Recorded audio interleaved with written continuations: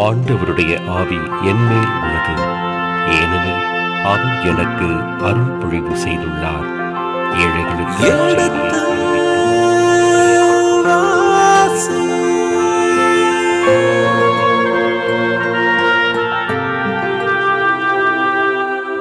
எடுத்து வாசி.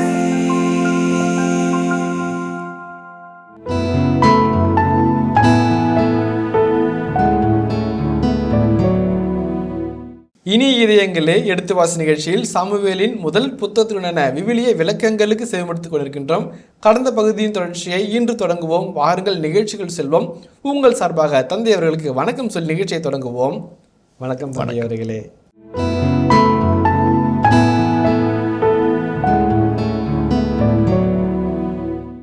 முர்முராசியோ குர்குராசோ என்று லத்தீனில் ஒரு வார்த்தை இருக்கிறது. மர்மரிங் அண்ட் கிரம்பிளிங் என்று அதை முடிவு செய்கிறார்கள்.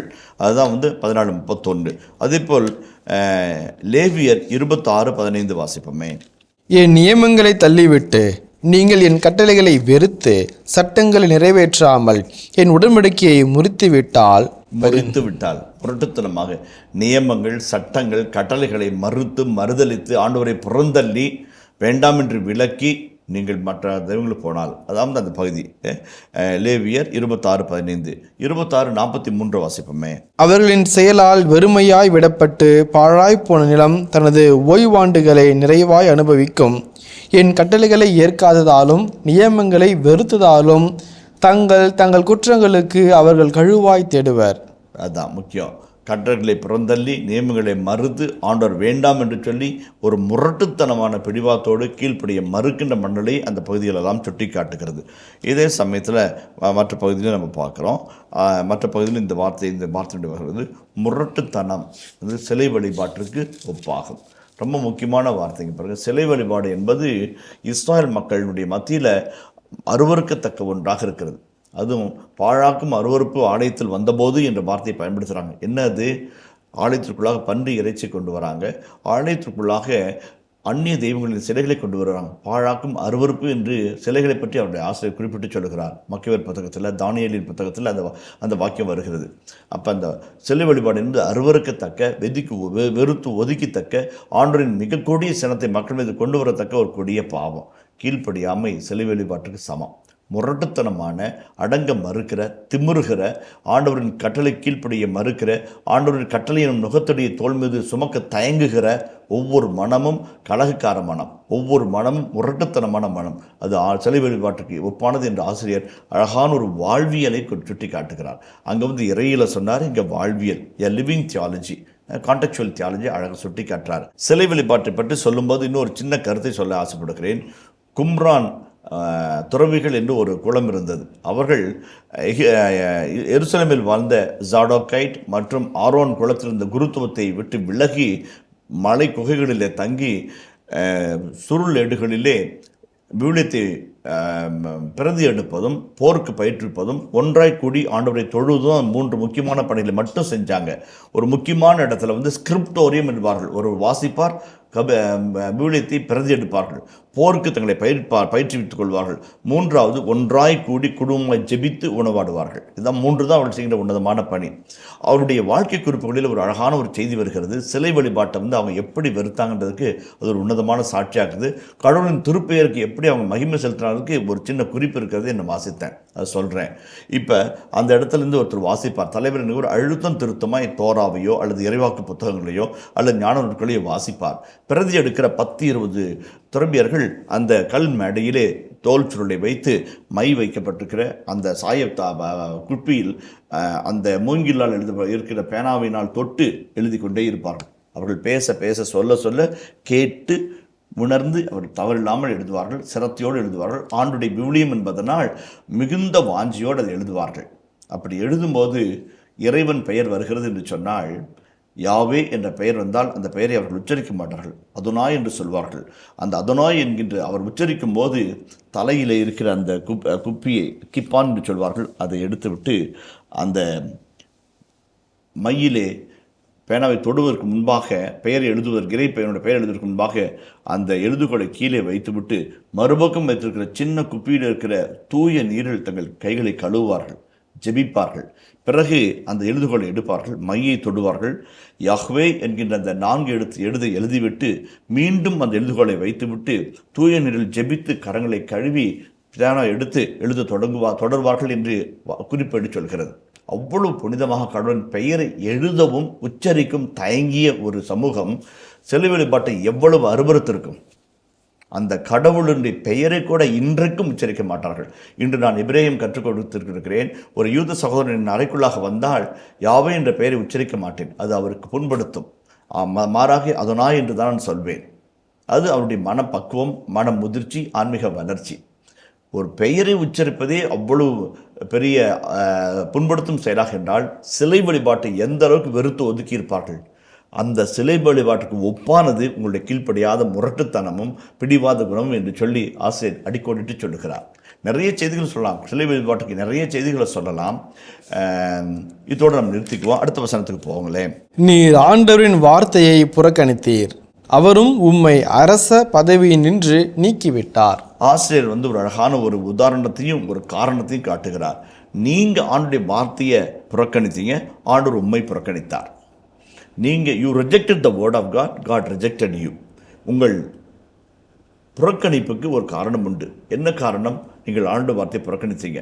அந்த ஆண்டுடைய வார்த்தையை புறக்கணித்தேன் என்பது பட்டவர்த்தமான ஒரு குற்றச்சாட்டு. அந்த குற்றச்சாட்டுக்கான தண்டனை இது. நீ உப்பை தின்றாய், தண்ணியை குடி என்று ஆண்டவர் வைக்கிறார். இரண்டாவது, ஆண்டுடைய வார்த்தையை அவர் புறக்கணித்தார். எப்படி? இறைவாக்கின் வாயிலாக, இறைவனின் வாயிலாக, சட்டங்களின் வாயிலாக, இறை திருவுளத்தை தேர்ந்து தெளிவின் வாயிலாக பல விதங்களில் கடவுள் பேசினார். பேசும் ஒவ்வொரு முறையும் ஆண்டு குரலை நீ கேட்டாய், கேட்டும் ஆண்டுடைய வார்த்தைக்கு நீ கீழ்ப்படிய மறுத்தாய். ஆகவே இப்பொழுது ஆண்டவர் உன்னை அரச பதவியிலிருந்து நீக்கிவிட்டார். ரிஜெக்டட், எலிமினேட்டட் என்ற அந்த வார்த்தையை பயன்படுத்துகிறார். ரொம்ப கடுமையான வார்த்தை. பட் அதுதான் தீர்ப்பு. அந்த 4 கப்லெட்டினுடைய கடைசி வார்த்தை தான் முத்தாய்ப்பு. அதை நோக்கி தான் அந்த 4 வரிகளும் பாக்கி அமைப்புகளும் அதை நோக்கி செல்கிறது. அது சொல்ல வேண்டியதை படிச்சென்று சொல்லிவிட்டார். இப்போ எனக்குள்ளாக அந்த நீதியை பற்றிய, அந்த நீதி தீர்ப்பை பற்றிய இந்த 2 வசனங்களை பற்றிய ஒரு சின்ன செய்தியை சொல்லிவிட்டு நாம் கடந்து போவோம். ஜட்ஜ்மெண்ட் வாஸ் கர்ட், CURT என்று ஒரு ஆங்கில வார்த்தை இருக்கிறது. மிக குறுகிய வார்த்தை. எபிரேய மொழியிலே 2 சொற்றொடர்களை கொண்ட வாக்கியம் அது. 2 words in Hebrew language. இங்கே தீர்ப்பு என்பது மிக குறுகிய வார்த்தைகளில் ஒரு கனமான தீர்ப்பை ஆசிரியர் எழுதி வைக்கிறார். 2 எபிரேய சொற்றொடர்கள், அதிலே தீர்ப்பு எழுதப்பட்டது. ஒட்டுமொத்த சரித்திரத்தை புரட்டி போட்ட மன்னராட்சியினுடைய முதல் பகுதியின் இறுதி கட்டம் ஒற்றை வரிகளில் அடக்கப்படுகிறது. அந்த இடத்துல Kurt, a short, extremely strong vocabulary. ஆண்டவர் நீக்கிவிட்டார். நீ மறுத்தீர், நீ நீக்கப்பட்டு விட்டீர். அதை முடிக்கிறார். இந்த வாக்கிய அமைப்பு பர்ஃபெக்ட் கான்ஜுகேஷன் என்று இலக்கண எழுத்தாளர்கள் குறிப்பிட்டு சொல்வார். Perfect conjugation. எபிரேயத்தில் பர்ஃபெக்ட் என்று சொல்வது கடந்த காலத்தில் முற்றுப்பட்ட வினைச்சொல். அறுதியாக, உறுதியாக, அதுதான் இறுதியான சொல் என்றும் மொழிபெயர்ப்பு செய்யலாம். பர்ஃபெக்ட் மீன்ஸ் பாஸ்ட் டென்ஸ், முடிஞ்சிருச்சு, அவ்வளோதான். அதுவும் கிரேக்க மொழியில் சொல்லும்போது, கிரேக்க இலக்கணத்தில் சொல்லும்போது அவரிஸ்ட் என்று சொல்வார்கள்.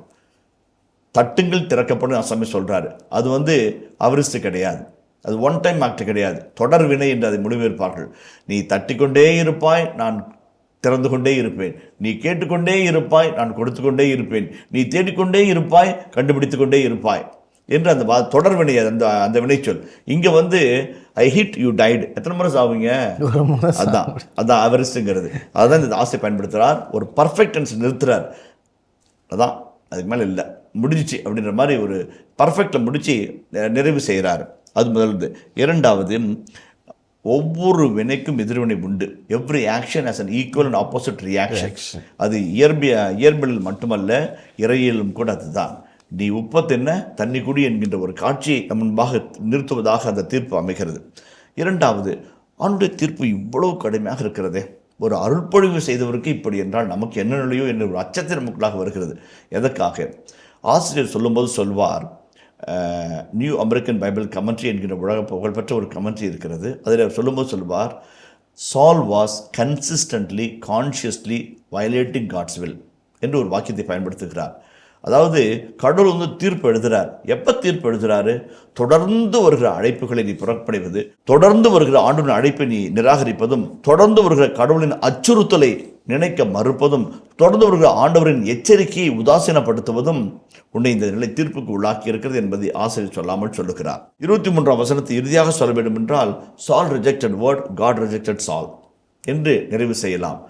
சவுல் ஆண்டவரின் வார்த்தையை புறக்கணித்தார், சவுலை ஆண்டவர் புறக்கணித்தார். புறக்கணித்தார் என்பது இணைக்கோடு, சவுலும் ஆண்டவரும் சவுலும் இறை வார்த்தை என்ற இரு கோடுகளுக்கு நடுவே அந்த நீக்கிவிட்டார் என்ற வார்த்தை வந்து இணைப்பு செய்கிறது. ரொம்ப அழகாக கட்டமைக்கப்பட்ட ஒரு அழகான எதிர்வினை கொண்ட ஒரு நல்ல வாக்கியம். ஒரு கடவுளுடைய தீர்ப்பை வன்மையாக சொல்கிறது. அந்த வார்த்தையை படிக்கும் போதே கடவுளின் உக்கிரமான கோபமும் கீழ்ப்படியை மறுக்கின்ற, அடம்பிடிக்கிற, முரட்டுத்தனம் மிகுந்த, கலகம் செய்கிற சவுலினுடைய அடங்கா மனதையும் ஆசிரியர் ஒரு சேர படமெடுக்கிறார். ஒரு நேர்கோட்டிலே ஒரு இரு துருவங்களை இணைத்து வைக்கிறார். இந்த வகையில் பார்க்கும்போது எனக்குள்ள ஒரு கேள்வி வருகிறது. ஏன் சவுல் அடங்க மறுத்தார்?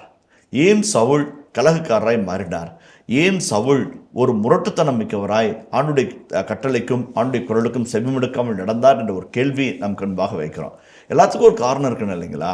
அதை இந்த இடத்துல இந்த காரணத்துக்காக தான் சவுல் விளக்கப்பட்டார் என்று சொல்லவில்லை. ஏற்கனவே 15ஆம் அதிகாரம் 11ஆம் வசனத்தில் அவன் என் குரலை கேட்கவில்லை, அவன் எனக்கு செவிசாய்க்கவில்லைன்னு சொன்னார்.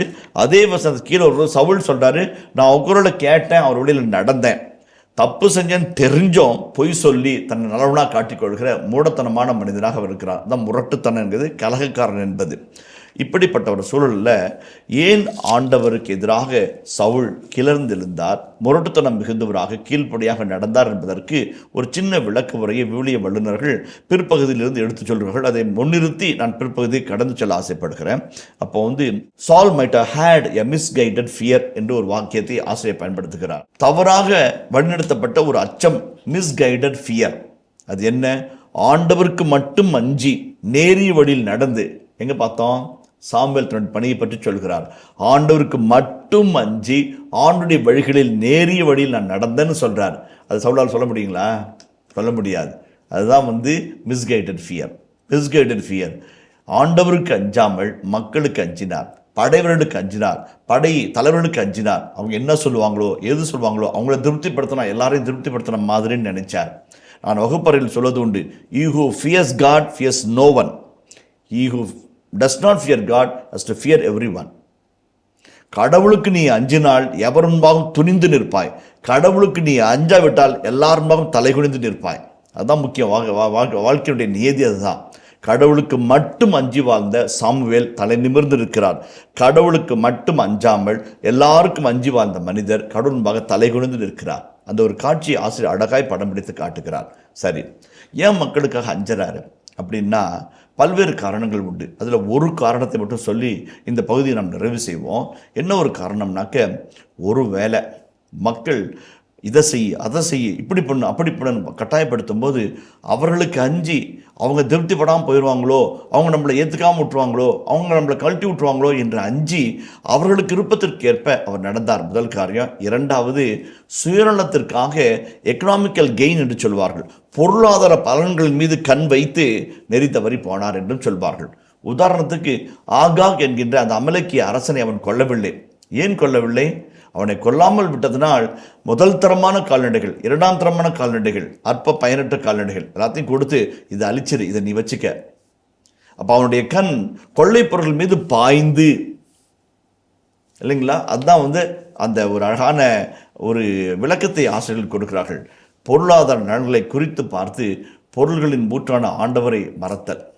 அதுதான் இப்போ நிறைய சமயத்தில் தஞ்சாவூர் பக்கத்தில் காவிரி ஆறு கரபுரண்டு ஓடிச்சிங்க.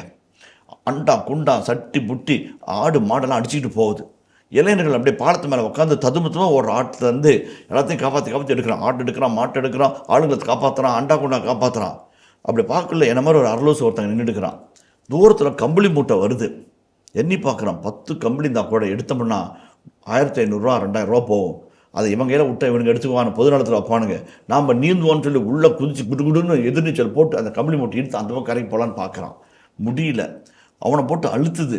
ஐயோ கும்மா, அம்மானு கும்மா குய்யோ முறையானு கத்துறான்.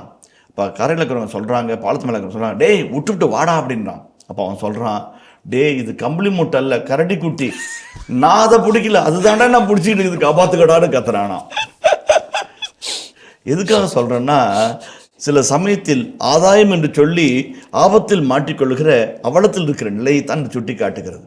ஆதாயம் என்று சவுல் முதல் தரமான 2ஆம் தரமான கால்நடைகள் எனக்கு என்று அவன் ஒதுக்கி வைத்தான். சாமுவேல் கேட்டபோது இது ஆண்டவருக்கு என்று பொய்யை சொன்னான். கடைசியில் என்ன ஆயிற்று? எல்லாம் இழந்து அரச பதவியிலிருந்து நீக்கப்பட்டு கடைநிலை மனிதராய் மாறுகிறார். இதுதான் வாழ்க்கையின் நீதி, வாழ்க்கையுடைய யதார்த்தம். புரிஞ்சுக்கணும். பிலிப்பியர் திருமுடல் 7 முதல் 10 இறைவார்த்தையில் வாசிச்சோம்னாக்க பவுலின் அப்பட்டமான மனநிலை ரொம்ப வெளிப்படையாக தெரியும். இயேசு கிறிஸ்துவின் ஒப்பற்ற செல்வத்தை அறிந்து கொள்ளும் பொருட்டு என் ஞானம், கல்வி, செல்வம், அறிவு, புத்திசாலித்தனம், திறமை எல்லாவற்றையும் குப்பை என கருதுகிறேன்னு சொல்வார். அந்த குப்பைன்றது ஸ்கம் என்ற வார்த்தை. ஸ்கம் என்று சொன்னால் எக்ஸ்கிரீஷன், மனித கழிவு, என்னை குப்பையாக கருதுறேன்னு சொல்லுவார். ரொம்ப அழகான வார்த்தை. என்னுடைய அறிவு, ஞானம், பட்டம், டிகிரி, பணம், ஃபிக்ஸட் டெபாசிட், நிலம், சேர்த்து வச்சுக்கிற சொத்து எல்லாம் குப்பை. அவர் அறிஞ்சுக்கணுன்றதுக்காக.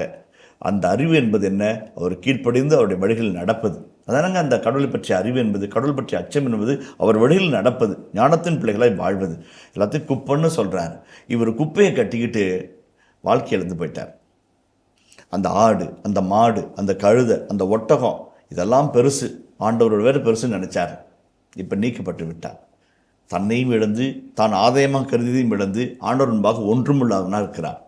அப்போ தான் சொல்கிறார், கடவுள் கூட, இயேசு ஆண்டவர் கூட சொல்கிறாரு, கடவுள் முன்பாக வறிவனாக இருக்காதீங்க, உலகத்தின் முன்பாக செல்வதனா எனக்கு நினைச்சி கடவுள் முன்பாக வறிவனாக இருக்காதீங்க, விண்ணுலகில் செல்வம் சேர்த்து வைங்கள், அங்கே பூச்சியும் துருவும் அழிப்பது கிடையாது, திருடனும் கண்ணம் விட்டு திருடுவது கிடையாதுன்னு சொல்வார். நீங்கள் மனிதர்களுக்குள்ள நிறையா சேர்த்து சேர்த்து சேர்த்து வச்சு அந்த எக்கனாமிக்கல் கெயின், பொருளாதார நலன்களின் பொருட்டு நிறையா சேர்த்து வச்சு வாழ்வதுடன் நினைக்கிறீங்க. வாழ்வு வராது. அறிவிலியேன்னு ஒரு வார்த்தையை பயன்படுத்துகிறார். அறிவிலியன்னு சொல்கிறவன் எரிநத்திற்கு உள்ளாவான்னு சொன்ன இயேசு அவனை பார்த்து அறிவிலியேன்னு சொல்கிறார். ஏன்? கடவுள் முன்பாக வறியவனாக இருக்கிறான். நெஞ்சே இளைப்பார், உண்டு குடித்து இளைப்பார், என் களஞ்சியங்களை கட்டி இடித்து இன்னும் பெரிதான் கட்டுவேன், நெடுநாளால் வாழ்ந்திருப்பேன். அறிவிலியே, இன்று இரவே உயிரி வாங்கப் போகிறார்கள். யார் செல்வந்தன், யார் பணக்காரன், யார் ஏழை? கடவுள் பற்றி அச்சத்தோடு வாழ்கிறவன் பணக்காரன், கடவுளுடைய வழிகளில் நடக்கிறவன் பணக்காரன். ரொம்ப அழகு. அதுவும் நீதிமொழிகள் அழகாக சொல்லப்பட்டிருக்கிறது. வஞ்சித்து ஏமாற்றி விருந்துண்பதை விட வறியவனாய் இருந்து கஞ்சி குடிப்பது மேலான ஆசிரியர் என்று சொல்கிறது. அதுதான் பொருள்கள் பற்றற்ற வாழ்வு வாழ விவிலியம் அடைக்கிறது. பணக்காரருக்கு தப்பு கிடையாது, பணம் சேர்க்கிறது தப்பு கிடையாது, உழைக்கிறது தப்பு கிடையாது, பொருள் சேர்க்கிறது தப்பு கிடையாது, நல்ல உடை உடுக்கிறது தப்பு கிடையாது, நல்ல உணவு உண்பது தப்பு கிடையாது. ஆனால் அதுதான் வாழ்க்கைன்னு வாழ்கிறோம் பாருங்க, அதைத்தான் ஆண்டவர் சாடுகிறார். இந்த இடத்துல ரொம்ப அழகாக சொல்கிறாரு. அந்த சவுல் மிஸ்கைடட் ஃபியர், எதை குறித்து? மக்களுக்கு அஞ்சி மக்களை திருப்திப்படுத்த வேண்டும் என்ற எண்ணத்தினால் வந்த பயமாக இருக்கலாம், அல்லது ஆண்டோர் பற்றிய அச்சத்தை தவிர்த்து ஆதாயத்திற்காக பாடுபட்ட மனநிலையாக இருக்கலாம். ரொம்ப ரொம்ப முக்கியம், ரொம்ப ரொம்ப முக்கியம். ஒரு கேள்வி கேட்குறேங்க, எத்தனை இட்லி சாப்பிடுவீங்க காலை சாப்பாட்டுக்கு? இட்லி சைஸை பொறுத்து சாமி. 3. சாதாரண மீடியம் சைஸில் இருக்கிற இட்லி 3, 4 அவ்வளோதான் சாமி.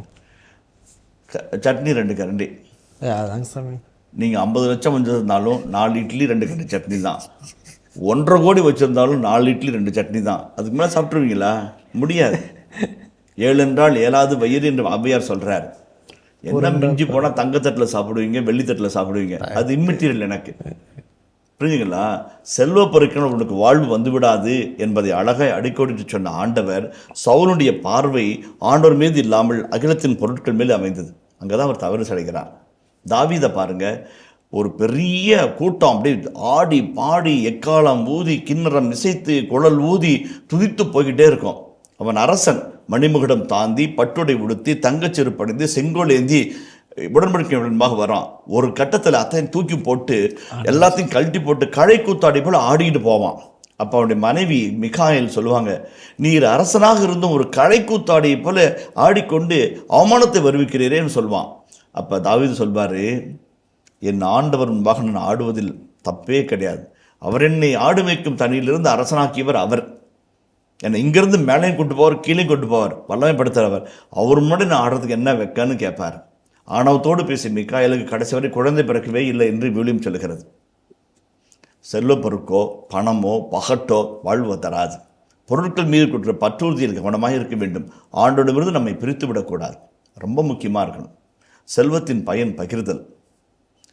நலமாய் வளமாய் ஏழைகளுக்கும் பகுத்துண்டு பள்ளியில் ஓங்கும் பண்பு நமக்குள்ளாக இருந்தால் செல்வத்தின் பயன் எது என்பதை நாம் கண்டுகொள்ள முடியும். அதைத்தான் சவுலினுடைய வாழ்வு நமக்கு பட்டவர்த்தனமாக விளக்கிச் சொல்கிறது. பொருட்கள் மேல் பார்வை வைத்து பொருளாசையும் கண்ணாசையும் மண்ணாசையும் கொண்டு வாழ்கிற வாழ்க்கை ஆண்டவரிடமிருந்து நம்ம பிரித்துவிடும். ஆண்டவரை நம் வாழ்விலிருந்து நீக்கிவிடும், ஆண்டுடைய வாழ்க்கையிலிருந்து நம்மை நீக்கிவிடும் என்ற ஒரு எச்சரிக்கை அந்த பகுதி அழகாக சுட்டி காட்டுகிறதாக நான் உணர்கிறேன். அந்த விபிலிய வல்லுநர் சொல்லும்போது அதான் சொல்வார், maybe he wanted to satisfy everybody instead of satisfying God. Maybe because of his motivation for economical gains. இவை இரண்டும் தான் அவரை தொடர்ந்து ஆண்டவருக்கு கீழ்ப்படியாமல் இருக்கும், தொடர்ந்து முரட்டுத்தனத்தோடு, தொடர்ந்து கலக மனதோடு அவனை நடப்பிக்க வைத்தது. Constantly was replacing God by his self-will. Constantly he was disobeying God. ஆகவே தான் அந்த தொடர்ந்த முரட்டுத்தனத்திற்கும், தொடர்ந்த அடங்கா மனதிற்கும், தொடர்ந்த கலக மனதிற்கும் தீர்ப்பாக வருவது அந்த 23ஆம் வசனத்தின் இறுதி பகுதி. இந்த வரிகளின் ஊடே வருகிற ஒரு அழகான செய்தி சிலை வழிபாட்டிற்கும் சூன்யத்திற்கும் நிகரான பாவம் என்று சொல்கிறது. அதை யோசித்து பார்த்தால் சவுலின் வாழ்க்கையிலே அவர் வாழும் காலத்திலேயே அது அப்பட்டமாய் நடந்தேறி ஒரு காட்சியாக இருக்கிறது. உதாரணத்துக்கு பாருங்களேன், 28ஆம் அதிகாரம் 1 சாமுவேல் 7 முதல் 9 வார்த்தைகளை வாசிப்போம். பின்பு சவுல் தம் பணியாளரிடம், குறி சொல்லும் ஒரு பெண்ணை தேடி என்னிடம் அழைத்து வாருங்கள், நான் அவரிடம் ஆலோசனை கேட்க வேண்டும் என்றார். கலகம் செய்வது சூனியத்திற்கு சமம். சூனியக்கார்ட்ட போய் குறி கேட்குறாரா? அப்போ எந்த பாவத்தை செய்யக்கூடாதுன்னு சாமி சொன்னாரோ கீழ்ப்படியாமையினால் சூனியக்காரன் நிலைமைக்கு போய் விடுகிறார், சூனியக்காரனை தேடி போகிற நிலைக்கு உள்ளாகிறார். அதே போல 19-13 வாசிங்களேன். மீகால் குடும்ப சிலையை எடுத்து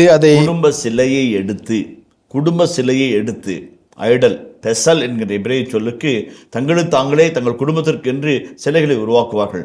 எபிரேய மொழியிலும் அல்லது மற்ற மொழிகளிலும் சொல்கிற வார்த்தை தெராஃபிம் என்று சொல்வார்கள். தெராஃபிம் என்று சொன்னால் இப்படி மூஞ்சுக்கு முன்னாடி ஒரு கவசம் மாதிரி வச்சுக்கிறது. கடவுளுடைய சிலையை பட்டயமாக வெள்ளி தகடில் இதயம் தலையெல்லாம் செஞ்சு ஒப்பு கொடுக்குறாங்க. அதே மாதிரி கடவுளுடைய உருவத்தை அந்த பட்டயத்தில் செஞ்சுக்கிறது, அந்த தெராஃபிம் உருவாக்குறது. மீகால் சவுலுடைய அரசனுடைய மகள், தாவீதுக்கு மருமகளாக கொடுக்கப்பட்டவள். தொடர்ந்து வாசிங்க. அதன் தலைப்பாகத்தில் ஒரு வெள்ளாட்டு தோலை வைத்து ஒரு போர்வையால் மூடினாள். தாவீதை பிடித்து வர சவுல் தூதரை அனுப்பிய போது அவர் நோயுற்றிருக்கிறார் என்றாள். மறுபடியும் சவுல் தாவீதை பார்க்கும்படி தூதர்களை அனுப்பி, நான் கொல்லுமாறு அவனை படுக்கையோடு என்னிடம் கொண்டு வாருங்கள் என்றார். அவர்கள் வந்தபோது இதோ படுக்கையின் மேல் குடும்பச் சிலையும் அதன் தலைமாட்டில் வெள்ளாட்டுத்தோலும் இருக்க கண்டனர். சவுல் மீகாலிடம், என் பகைவனை தப்பிக்குமாறு அனுப்பி ஏன் என்னை வஞ்சித்தாய் என்று கேட்டார். சிலை வார்ப்பு சிலையை அந்த இடத்துல வைக்கிறார். அதாவது தெராஃபிம் என்ற வார்த்தை பயன்படுகிறது. சவுலின் வாழ்நாளிலேயே அவன் சூனியக்காரன், அவன் சிலை வழிபாட்டுக்கு எகிகிறோன் என்ற காட்சி இருக்கிற ஒரு அவலத்தை நாம் பார்க்கிறோம் இல்லைங்களா? அதான் அதை சுட்டி காட்டுகிற ஒரு அழகான காட்சியாக இருக்கிறது. அதே போல பழிகளை விட கீழ்ப்படுதல் மேலானது என்கின்ற 22ஆம் வசனத்தினுடைய இறுதி பகுதி, தீர்ப்பு பகுதிக்குள்ளாக வருகின்ற விளக்க உரையில் பேசும்போது மெக்காற்றர் என்ற உலக புகழ்பெற்ற 1 சாமுவேல் 2 சாமுவேல் என்ற புத்தகங்களுக்கு விளக்க உரை எழுதியவர், மிகச்சிறந்த விவிலிய வல்லுனர். அவர் சொல்லுவார், பழிகளினால் ஆண்டவரை திருப்திப்படுத்த முடியாது என்பதில் மிகச்சிறந்த வாதத்தை முன்வைக்கிறவர்கள் இறைவாக்கினர்கள். இறைவாக்களுடைய பத்தங்களை வாசித்தாம் என்றால் உங்கள் ஜெபங்களை நிறுத்துங்கள், அது சப்தமாய் இருக்கிறது. உங்கள் பாடல்களை நான் அருவருக்கிறேன். நீங்கள் கரங்களை உயர்த்தி என்னை நோக்கி வேண்டும் போது உங்கள் குரலை நான் கேட்க மாட்டேன், என் முகத்தை நான் திருப்பிக் கொள்வேன் என்று ஆமோஸ் புத்தகத்திலும் ஓசே புத்தகத்திலும் அடிக்கடி இந்த வசனங்கள் வருகிறது. மீகா புத்தகத்தில் அதைவிட கொடுமையாக இருக்கிறது. அது நீங்கள் ஆமோஸ் புத்தகத்தில் எப்போ முழுமதி நாள் நிறைவு வரும், எப்போ அமாவாசை முடிவரும், அதனால் முழும்பு நாட்கள் ஜெப நாட்கள் முடிஞ்ச உடனே கள்ளத்தராசை வச்சு லாபம் சம்பாதிக்கலாம், திருட்டு பொருளை வச்சு நீங்கள் பணம் சம்பாதிக்கலாம், அல்லது பதரை நெல்லுன்னு சொல்லி வித்தியாமக்கலாம் நீங்கள் நினைக்கிறீங்க. நீங்கள் பண்ணுற ஜபத்துக்கும் இங்கே வாழ்கிற வாழ்க்கை என்னையா பயன் இருக்குது, என்னையா பொருள் இருக்குது, என்னையா சம்பந்தம் இருக்குது என்று கேள்வி கேட்பார்கள். அந்த இறைவாக்கு துணி இந்த இடத்தில் ஒலிக்கிறதை பார்க்குறோம். பழியை விட கீழ்ப்படுதல் மேலானது என்பதனால் கீழ்ப்படுதலே உள்ளார்ந்த ஆன்மீக வழிபாடு என்பதை சொல்வது இறைவாக்கு தன்மையின் வார்த்தைகள். இந்த இடத்திலே சாமுவேல் ஒரு குருவாகவோ நீதித்தலைவராக இல்லாமல் ஒரு தலைச்சிறந்த இறைவாக்குனராக அங்கே நின்று இறை வார்த்தையை உரைக்கிறார் என்று அவர் குறிப்பிட்டு சொல்வார். இனிய இதயங்களே, எடுத்து வாசி நிகழ்ச்சியில் சாமுவேலின் முதல் புத்தகத்துடனான விவிலிய இறை வசனங்களுக்கு செவிமடுத்துக் கொண்டிருக்கின்றோம். இதன் தொடர்ச்சியை மீண்டும் அடுத்த பகுதியில் பார்ப்போம். அதுவரை இணைந்திருங்கள். இயேசுவுக்கே புகழ். இயேசுவுக்கே நன்றி, மரியே வாழ்க. 30 வெள்ளிக்காசாக ஆசைப்பட்டதனால் ஒரு மெசியாவை ஒருவன் காட்டி கொடுத்தான் இல்லைங்களா? 30 வெள்ளிக்காசுக்காக விற்றதில் அத்தனையும் ஆண்டவருக்கு வைக்காமல் ஒரு பகுதி தனக்கென்று வைத்து ஆண்டவரின் தூதர் முன்பாக பொய் சொன்னதனால் சுருண்டு விழுந்து மடிந்து போனான். அவர் ஆண்டவர், அவர் போதகர், அவர் மெசியா என்ற உண்மையை பேச அஞ்சினார்கள். மக்களுக்கு அஞ்சும்போது உண்மையை நாம் மறைந்து போகிறோம், ஆண்டவருக்கு அஞ்சும்போது உண்மையை உறக்கச் சொல்கிறோம் என்பதை